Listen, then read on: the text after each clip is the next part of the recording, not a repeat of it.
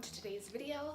Today we're going to be doing an advanced glute workout. Advanced just because there are some weights involved, so it's not an all body weight workout, some body weight movements, but a barbell and at least a dumbbell involved. And then I'm going to take you through and make one of my favorite go-to diet-friendly, macro-friendly salads that I have been eating pretty much every day since macros, carbs, and fat are a little bit low right now. So let's go get started on the workout. I will meet you in the gym.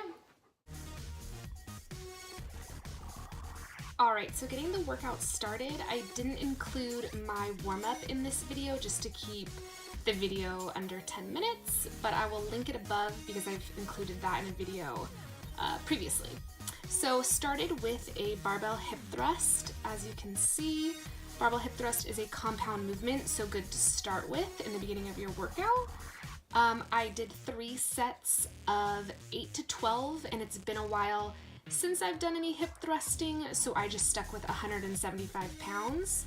The hip thrust is a strength movement though, so any kind of hip thrusting that you are doing, you want to focus on getting stronger at it, so either doing more reps with the same weight or more weight and the same amount of reps.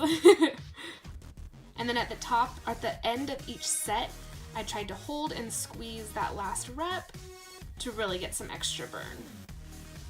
Second movement I did was a goblet squat. I added a band right above my knees just to increase tension and to help me really feel the exercise in my glutes.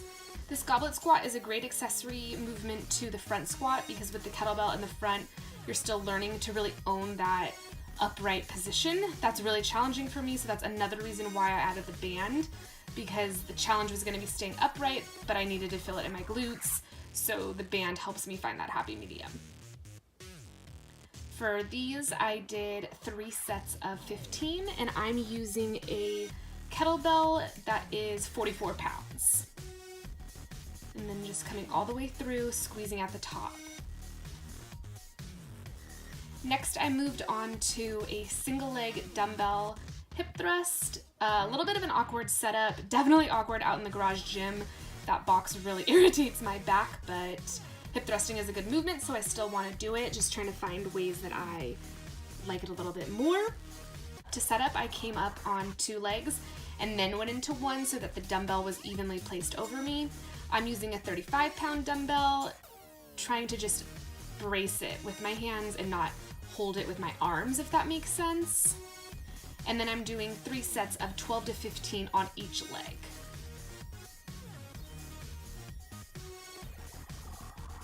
Extra range of motion, side lying leg abduction. If you're doing it on a bench like mine shown, where there's a separation between the seat and the body position, or it's like an incline-decline bench, make sure that you set yourself up on one half of it. Otherwise you get a little awkward, it's too much of a gap, or maybe if you're just the same height as me. Anyways, my top leg is draped over my bottom leg. I'm propped up onto my onto my elbow, and I ended up doing 2 sets of 25. Brett Contreras says, the glute guy, says that you want to aim for 2 sets of 20 to 30. I found 25 to be enough. 20, I thought I could do a lot more. By the time I got to 25, especially on the second set, that was all I could do. I was getting to a definite different change in range of motion, so I'll work up to that. And then the last movement I did were some banded seated abductions. I did 2 sets of 50. Actually, I did 3 sets because the first set didn't film, but I did 2 sets of 50 just for burnout at the end. This is the last exercise I did, and that really was a burner by the end of set 2. So like those last 2 exercises are more like burnout pumper exercises, so we put them at the end, whereas the hip thrust was complex, so we put it at the beginning. Okay, so workout is over. Hope you guys enjoyed that. Now on to our Asian-inspired salad. So first thing that you're going to need is the biggest bowl that you own. This is my biggest bowl, and this is the biggest part that makes it diet-friendly. Other things we're going to need: broccoli slaw, romaine lettuce, though I guess you could just use whatever kind of base you really want, stir-fry vegetables, cauliflower rice, and sweet potato noodles, also chicken. I forgot that you also need chicken. Okay, let's get started. Okay, so this is a pretty easy salad. I'm going to just steam the stir-fry vegetables and then heat and spray the pan for the sweet potato noodles and the cauliflower rice, and then just cook them. And it's pretty simple. The stir-fry vegetables will be done when they're done steaming, which is pretty easy to tell. I mean, I don't have a perfect lid on here, but you can still take that off, stir it around, and tell if they're frozen or not still, or if they're fully steamed. The sweet potato noodles, you can just kind of move around. I can probably turn the heat down on those. And then the cauliflower rice I have on low heat too, because it'll get mushy, and that's not what you really want. And I'm actually gonna add pepper, salt, pepper, and garlic to both the sweet potato noodles and the cauliflower rice, just because I really like garlic and it'll help add some more taste or bring out the flavors. So just going to let these cook, and then we'll pretty much be done.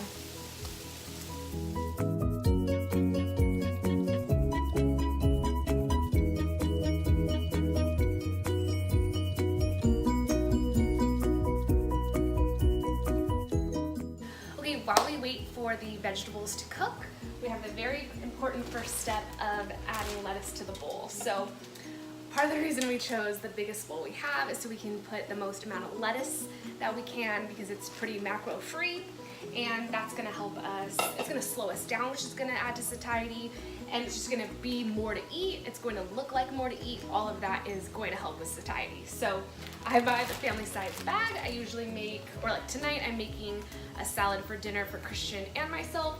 So I'm gonna give myself half the bag and I'm gonna give him half the bag, and we're just gonna eat a lot of lettuce with dinner. But it does help really fill you up, because there is more on your plate to fill you up for no calories.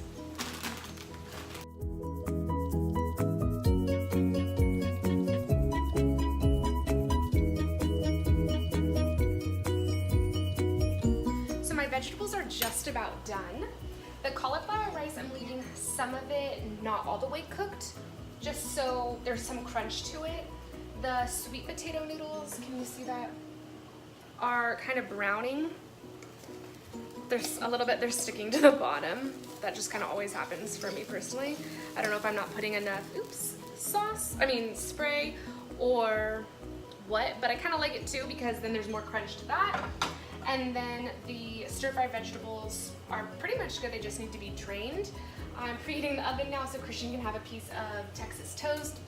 That's for people who have too many calories to diet on. Okay, almost done though.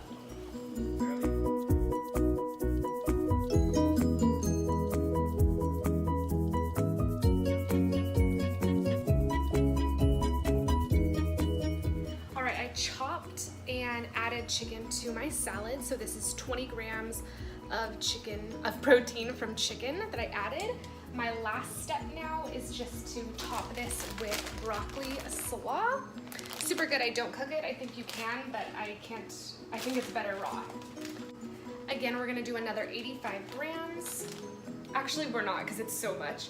We're gonna do like 42. And just sprinkle it on top. Perfect, actually. Okay, and this is our finished product. So that's all the romaine lettuce we could fit. Cauliflower rice, 1 serving cauliflower rice, 1 serving stir-fried vegetables, we steamed those, 1 serving of sweet potato noodles, 20 grams of protein, I'm really doing the camera some justice here, 20 grams of protein from chicken, and 1/2 serving of broccoli slaw. So something that I really like about this salad is because it is basically served warm. I don't feel like you need salad dressing with it, and that's good because salad dressing doesn't really fill us up, but it does contain calories and macros. So personally, I want to taste everything I'm eating. If something has extra high calories, it better be extra high good. This is extra good, especially for how low in calories it is, and I will put the macros at the bottom of the screen. So I'm gonna eat this. Christian's gonna eat basically the same thing, a little bit more protein in his, and obviously the 2 pieces of Texas toast. I hope you guys enjoyed this video. I hope you found this recipe helpful for you and your diet. If you did, don't forget to give this video a thumbs up and subscribe to the channel. See you guys next time.